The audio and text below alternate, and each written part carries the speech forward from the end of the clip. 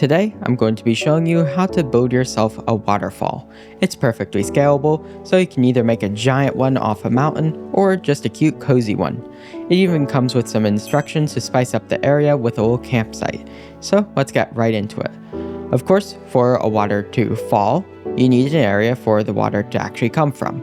In this case, well, we have a small cliff here, which is precisely what we need. Of course, it can be a massive one, and your area can be wider if you want it to. Then, we can excavate right into it, and if you want to hide the actual water source, you can use black concrete.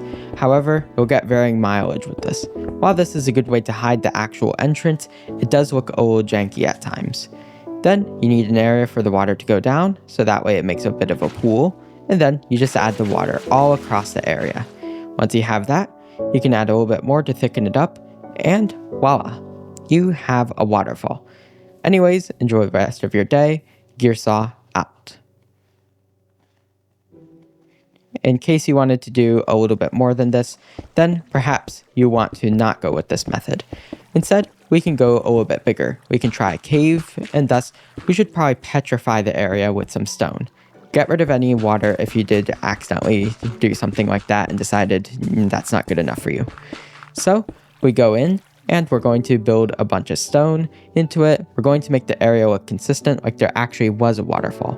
You can look up reference images to help you. You might also want to think about incorporating moss, especially if you have varied terrain. Here, you can see it doesn't work too well, but depending on your area, you might find it working better.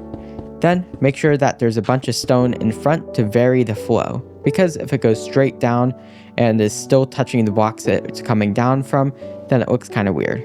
So we can see how that worked out here. Going to make it a bit larger, make sure there's no random grass blocks, make it look consistent, like it was done intentionally, but still looking natural. And then of course the pool at the bottom. We just excavate a bit of an area here, and then we go down a little.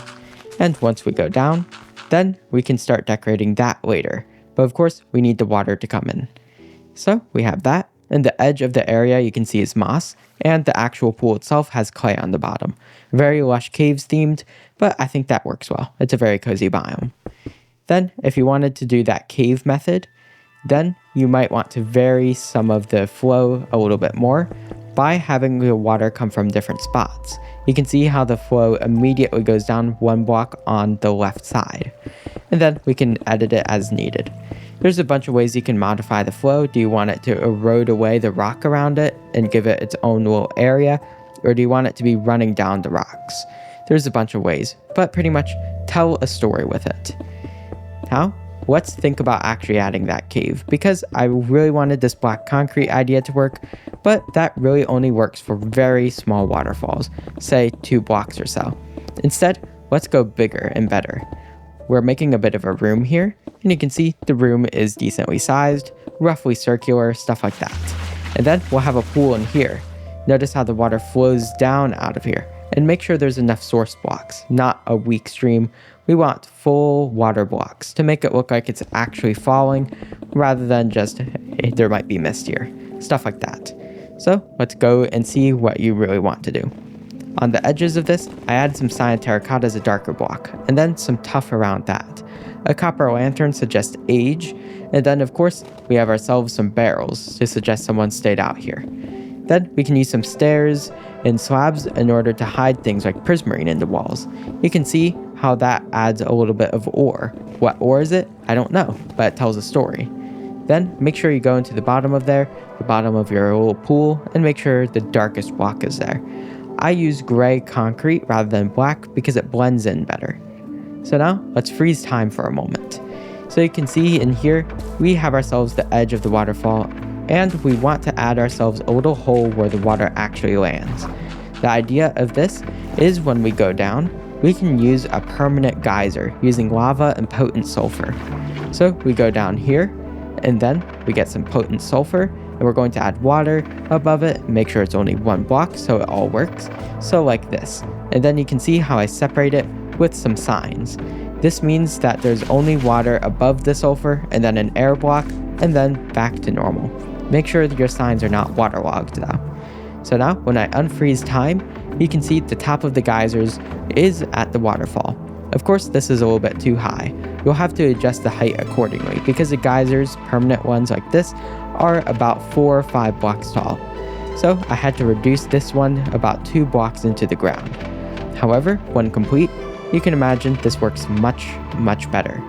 You might want to add more than just the initial 3 because you can see how the differing parts of the water is causing it to clip a little.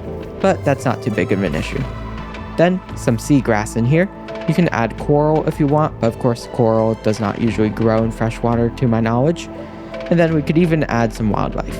However, I'm going to be honest with you, a frog is just going to leave, and the tropical fish, I don't want you to waste your time with them because yes, they look very cute now, but because they swim in schools and swim all around, you can see they're already going up the waterfall, and eventually one of them's going to fall out. And if one can fall out, over time all of them will. So don't bother trying to add any fish or anything like that. The only thing I could recommend is an axolotl.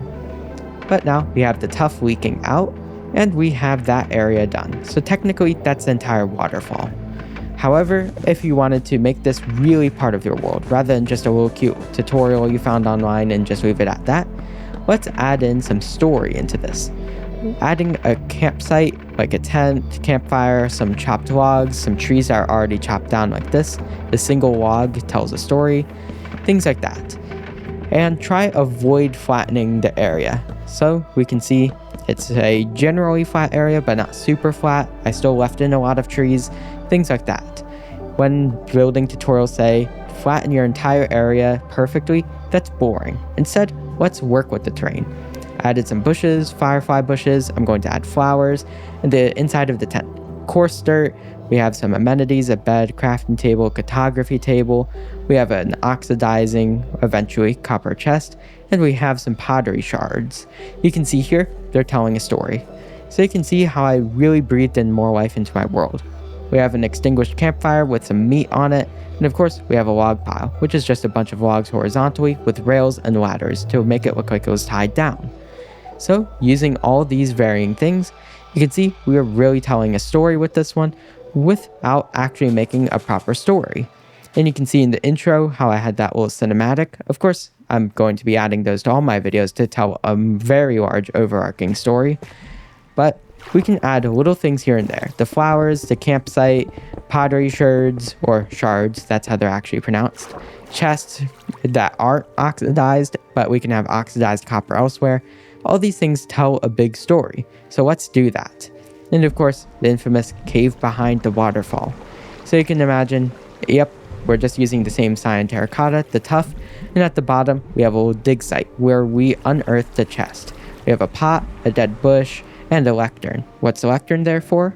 Good question. But either way, it's the end of today's video. If you enjoyed this video, remember, please like and subscribe. Anyways, enjoy the rest of your day. Gearsaw